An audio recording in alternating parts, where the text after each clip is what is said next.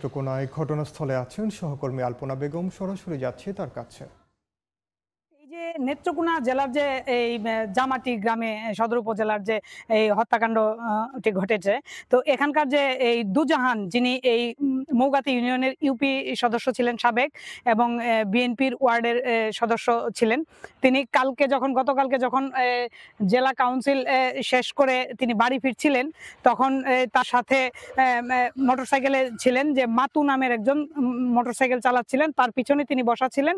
তো এই যে নবী হোসেন, এই জামাটি গ্রামের নবী হোসেনের বাড়ির সামনের এই পুকুর পাড়ে তাকে তখন এই অতর্কিতে হামলা করে, এবং অতর্কিতে হামলা করার পরে এই তাকে মেরে এই পুকুরটায় ফেলে রাখা হয়।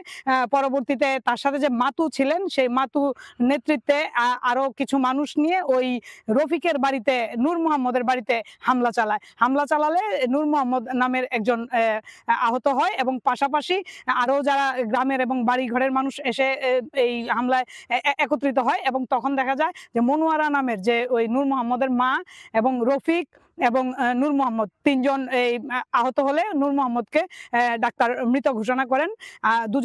দুজাহান এবং নূর মোহাম্মদ দুজনকেই নেত্রকোনা জেলা সদর হাসপাতাল নিলে মৃত ঘোষণা করেন। আরো যে তিনজন ছিলেন, তিনজনের মধ্যে ওই মনোয়ারা এবং রফিককে ময়মনসিংহ মেডিকেল কলেজ হাসপাতালে পাঠানো হয়েছে মুমূর্ষু অবস্থায়। তো এই যে একটা পরিকল্পিত, এই পুলিশ এবং স্থানীয়রা যারা বলছেন যে এটি একটি পরিকল্পিত হত্যাকাণ্ড, এবং এই দুজাহানকে মারার পরবর্তীতে যে এই নূর মোহাম্মদের বাড়িতে হামলা হয়েছে, এটিও পূর্ব পরিকল্পনা ছিল বলে তারা দাবি করছেন।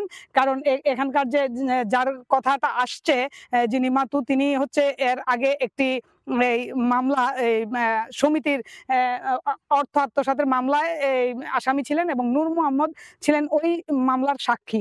তো মানুষের যে ধারণাটা, এখানকার মানুষ যে বলছেন যে এটি একটি খুবই পরিকল্পিতভাবে এই হত্যাকাণ্ড গুলো ঘটানো হয়েছে, যাতে কোনো ধরনের সাক্ষী না থাকে, এরকম ধরনের এলাকাবাসী বলছেন। তো এই ছিল আমার কাছে এই হত্যাকাণ্ডের সর্বশেষ খবর। সরাসরি যুক্ত ছিলাম নেত্রকোনায়।